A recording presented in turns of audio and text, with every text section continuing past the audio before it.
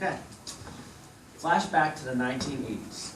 People living their lives as teenagers and young adults entered an arcade to play some Pac-Man and Donkey Kong. Ambition to spend their earned quarters on an hour of enjoyment. Flash forward 3 generations, now consoles like the PS4 and Xbox 360 are in our very own living rooms.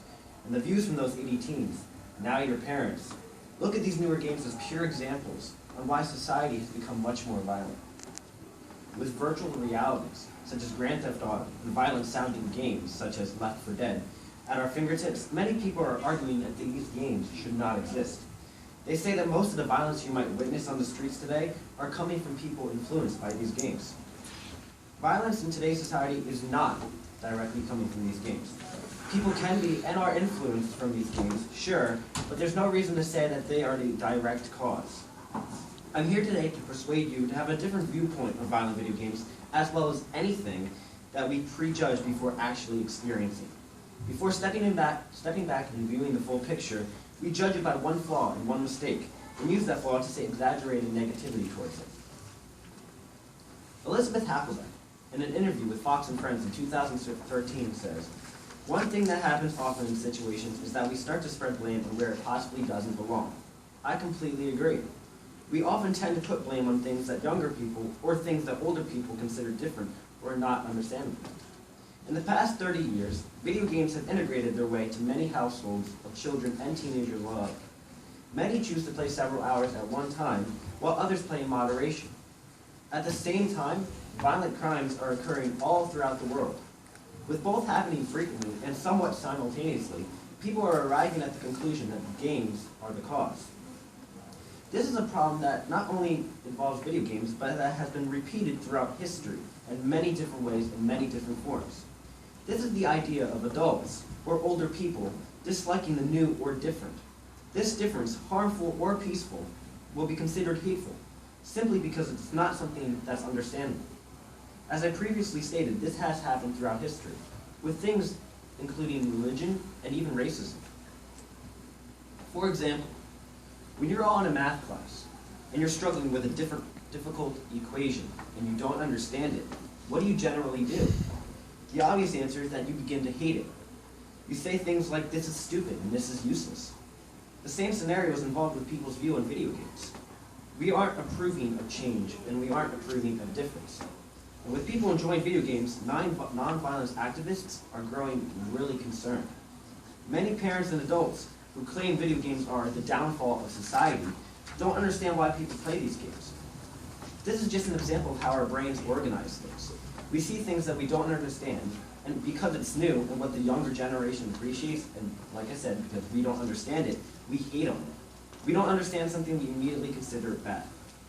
However, there are a lot of recent studies that have given us a new outlook on video games. In a study by Christopher Ferguson, author of Video Games and Youth Violence, results showed that video games may not be as bad as one thinks. Although several prospective studies of video game violence effects have been conducted, none have employed well-validated measures of youth violence, nor considered video game violence effects in contexts with other influences on youth violence, such as family environment, peer delinquency, and depressive symptoms. Results indicated that current levels of depressive symptoms were a strong predictor of serious aggression. Neither video game violence exposure nor television violence exposure were prospective predictors of serious acts of youth aggression and violence. This shows that there are a number of different factors contributing to how people have become or already are violent, whether it be television, family life, social anxiety, etc. I will reiterate once more. Video game violence exposure was not a prospective predictor of serious acts of youth aggression or violence. As said by John Lennon, reality leaves a lot to the imagination.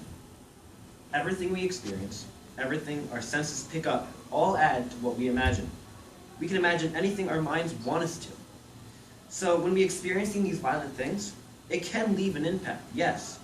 Video games may have been a contributing factor, but studies show that there are many more plausible theories and factors involved. Another study, this time given by Craig Anderson of Stanford University, hints at a possible connection between video games and violence. Some studies have yielded non-significant video game effects, just as some smoking studies failed to find a significant link to cancer.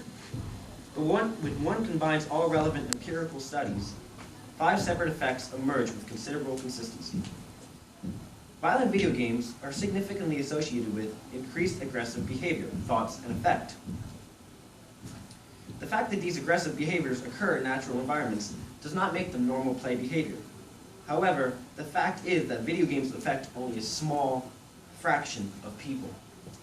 That is, there is not consistent evidence for the claim that younger children are more negatively affected than adolescents or young adults. There is some evidence that highly aggressive individuals who are already violent play these games because they are, like I said, already violent. Even that larger literature of people has not identified a sizable population that is totally immune to negative effects of media violence. All of Anderson's extensive research doesn't bother me to accept as facts. I mean, if any of you have siblings, I'm sure there were some pretty petty punches thrown when your sister shut off your game in the middle of playing. The same goes if they change the channel while you're watching TV, or they play loud music when you're trying to study. I can believe that witnessing violence, especially for a sufficient amount of time, can lead to aggression. But does that lead to a life of public assault, street fights, and even mass shootings? Picking up a controller to play a violent video game is completely different than picking up a gun and going out and killing people. Being aggressive is one thing. Going out to hurt people is another. In a study by procon.org, right here, it shows here that violent crimes have decreased compared to the increase in video game sales. If you look at specifically murder rates right here, it's gone down 62%. These two graphs show that while the sales of video games go up, the rate of public violence has gone down. People question why so many games are being sold, and why violent video games are so popular. According to research, a high reason is that video games are a good stress reliever. Picture this. You've had a rough day at work. Things just weren't going your way, and you're angry. You want to vent off some steam. Although we've all been taught the kindergarten way of counting to 10, the main human instinct is to punch something, to get that anger out physically. But releasing that violent stress on a person or a wall is not beneficial and can leave some hard impacts on your life. So what do?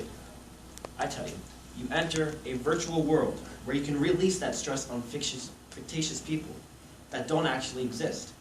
You're not harming anyone around you. You're not beating up your wall. You're doing this in the comfort of your own home, your own living room. Taking out your stress in a virtual world is a much safer endurance than doing it in real life. We live in a very angry, stressful world, no doubt about it. But video games are the ways to get rid of that stress. They're not making people influenced to go out and hurt people. They're just there to get the stress out. We can see here that video games are having a very false reputation being put on them. Due to the graphs and research that I've presented here today, it shows that video games are not the central cause for violence in today's society. It is unfortunately being falsely accused. So the question comes up, what can we do to help? I believe that it all comes down to the age-old point that we've all been taught, time and time again. Don't judge a book by its cover. Video games have guns, they have mass weapons. So do movies, books, newspapers, life. We're all humans experiencing the world, and what we see we learn from. We imagine. But we also know morals and life lessons. And from that we know the difference between right and wrong. Sure, we may have some bad days, but that's what's good about video games, a simple, harmless stress reliever. There's always going to be fights and violence in the world.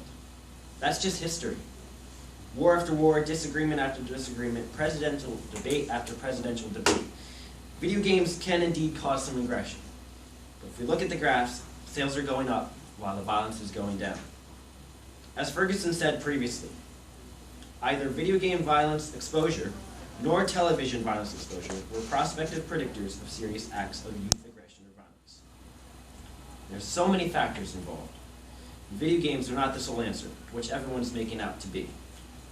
Video games, like us, are continuing to evolve and become newer and different. I hope that today I persuaded you to think differently about the different and the new, and to not just jump right to two conclusions if two elements are similar to one another. We're always going to have new things in life, no doubt about it. Eventually, video games are probably going to be considered a past. And we're going to look at our kids riding hoverboards in the future as dangerous and bad. But just remember this quote by Ernest Schumacher. Any intelligent fool can make things bigger, more complex, and more violent. It takes a touch of genius and a lot of courage to move in the opposite direction. Make that move. Have that courage. Be that difference. Because that new difference isn't as bad as you might think.